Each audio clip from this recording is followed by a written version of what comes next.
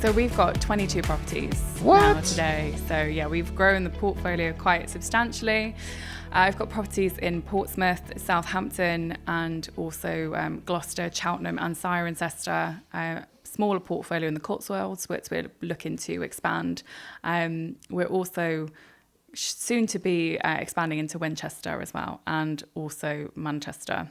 So there's big plans this year for expansion. But yes, we've got 22 properties dotted around. We've got fantastic teams and trades that help with all these locations, great team of employees as well that run the day-to-day business. So I've got 4 of those guys. And the twist of the story is, Kate, is that now the reason that you've got to that level is because you were so successful in the beginning that you're now working very closely with overseas investors, right? Yeah, half of our clients are overseas investors, so they've not even seen their properties. They are very much turnkey. We go in and we do all the interiors for them, go and assess the property, assess the deals, make sure the numbers are right, make sure the property works, and actually help a lot of overseas clients find properties as suitable investments, do the numbers for them, go and view it, see where we can add value to it, do the refurbs on it and take it over, and it's full turnkey. So I've got clients who don't even have keys to their properties. Wow.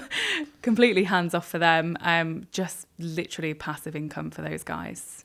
So the shift here is, and just to highlight this to everybody else who's considering getting into the business, they're not quite sure, but I don't know, I just see these things, the contrast from where we started the podcast, fired, right? Not sure where to go, getting ongoing, relentless knockbacks from agents, trying to get anything over the line, taking it on before Christmas, having a dead month, second guessing everything, scared, to now persistence, commitment, dedication, pushing forward, growing the brand, learning the business, becoming the best at it, to now where you are today, where you've got people contacting you saying, hey, Kate, we see that you're the biggest player in the area. I want to buy a property. I don't want to see it. I don't want to know about it, but I trust you so much because of the brand that you've built and the word of mouth and the reviews from other people. I just want to give you my property and make sure I'm paid. That's pretty much it. Yeah. So just to reflect back that journey in a 30-second nutshell of where you was and where you are today is pretty cool. Yeah. Do you see that though? Yeah. Or? It's I need to spend more time sitting back and reflecting, because sometimes when you're so busy, it's hard to forget where you've come from and the growth that you've had. But it has been, a real journey for us, and the business is in a really good place now. I love the socials and the brand that you've got with Blue Puffin Stays. Blue Puffin Stays, really, really nice. Thank you. Yeah, hats off to my incredible team, because they do make that work as well. So outsourcing. Yeah, nothing wrong with that. I cannot recommend outsourcing enough. Because when it becomes this big, you need to outsource and find a really good team to help you, and having that vision and that ethos in your business will help you find the right people to make it succeed, because they believe in you and what you're trying to achieve. So my team are fantastic. They all go above and beyond because they see what we're building and the vision behind it. And they genuinely, at least I hope they do, all love their jobs. Say they do. I'm sure they do. Why wouldn't they? So tell me a little bit about where you're going from here. I know you've got big dreams, big plans. I think this is just the beginning of where you're going to be heading to. So what's the future look like for Blue Puffin? Yeah, so we've launched our interior design service within the last sort of year and a half. So we are growing that more this year as well by sort of doing hands-off interiors, full turnkey for the clients and investors, HMOs, serviced accommodation and co-living. We do that for all of our own properties, so they're all done to a really high standard for the interiors, because they need to be. We're going to be focusing on growing that. Do you have sorry to interject, but just out of interest, do you have like a brand? Do you have brand colours? Yeah, we do, yeah. Okay. Yeah, mainly all blue, hence the name Blue Puffin. Blue Puffin, yeah. But yeah, blues, turquoises, greens. We also have a lot of our properties terracotta, but they have similar themes, but they're all very different. They're not cookie cutter. Okay. I like all the properties to offer something different, and they've all got their own names as well. So the guests will know them by their name, not just by 1, 2, 3. And does the let's say that I live in Dubai, I buy a property in Cirencester, and I want to give it to you. Do I have any input? Like, would I want any input in what you're doing with it? How does that work? I'll be honest, it's not that we don't want input from clients, but it's input for interiors is very specific because we know what works well in the market. We know what guests like. We know what makes more money. We know what properties have to have from the interiors in order for them to have a higher nightly rate, to make more, to maximize on that return on value.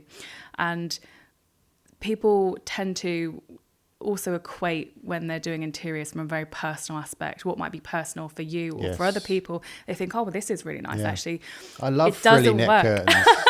We take on a lot of properties. Our focus at the moment is actually taking on properties that are underperforming. So underperforming SAs, Airbnbs. We are taking on properties that don't have good occupancy, that aren't hitting their pricing. They're not making good returns for the client because it's such a saturated market. They have to stand out. The interiors have to be right. The marketing has to be right. The photos have to be spot on. So it's lots of moving parts. So we prefer not to have input to a degree. If it's more of a refurb job and there's some renovations there, kitchens, bathrooms, there's more of a conversational piece with the client because that is more structural. But in terms of the soft furnishings, the interiors, we do that all completely hands off, and the client doesn't tend to have any input because we know what will work for them. And they're always very happy with the end results. We do keep them kind of abreast and saying, this is the mood boards, this is the schemes that we're going for, this is what your property is going to look like. So they have that end goal and they can be kept in the loop, but they can see how it works. And that's the thing. Sometimes it's very, very difficult because clients will want to input, but actually it's in our best interest to say, this is what we know works. You might want this, but actually, so for example, a lot of people like very minimalistic, from a personal aspect, very minimalistic properties, and very white, very plain or cream. They don't like big, bold colours. We're known for having bold colours in our brand, and bold is better when it comes to serviced accommodation. It stands out so much more. Popping on the OTAs, Yeah, but a lot of clients don't like that because they wouldn't have it in their house. They wouldn't have it personally. But you have to differentiate.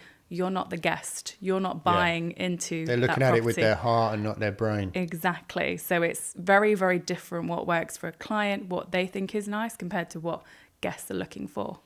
And what that highlights, Kate, is your levels of confidence in your brand and what you know about the business. And I can kind of compare it to when I was working on the super yachts. I had an amazing captain. And the boss, who was, multi-billionaire, right, got everything he ever wanted. Whenever he wanted it, he had it right now. Whatever I want, I'll have it. But sometimes he'd go to the captain and say, I want to go here. And the captain would say, yeah, we can't go there, or we shouldn't go there because of X, Y, Z. Because he was that confident in his knowledge of the area and the weather conditions and all of this. And the boss, instead of jumping up and down like he would do with everybody else, he'd turn around and go, you know best. You take me to where we should go, right? As the captain, as the person in charge. And it's the same with you. You're telling people, look, this works in this area for this target demographic. Yeah. And if you follow my lead, you will get booked and I will make you money.